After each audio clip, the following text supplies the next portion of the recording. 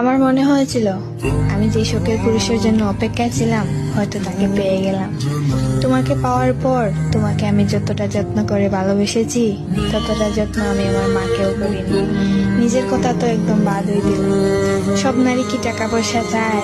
কই, আমি তো তোমার শূন্য পকেটেও তোমার পাশে ছিলাম। সবকিছু ছেড়ে দিয়েছিলাম তোমার জন্য, সবকিছু উজাড় করে দিয়েছিলাম তোমার জন্য। তোমার উপর সবকিছু আমি ছেড়ে দিয়েছি।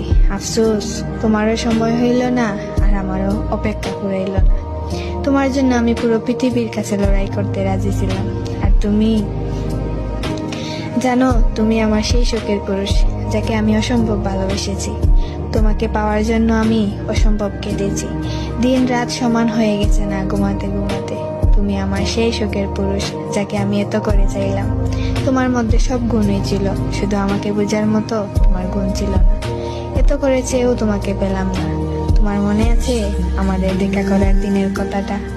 তোমার বুকে মাথা রেখে কান্না করেছিলাম আর বলেছিলাম তুমি আমাকে কখনো ছেড়ে যেও না।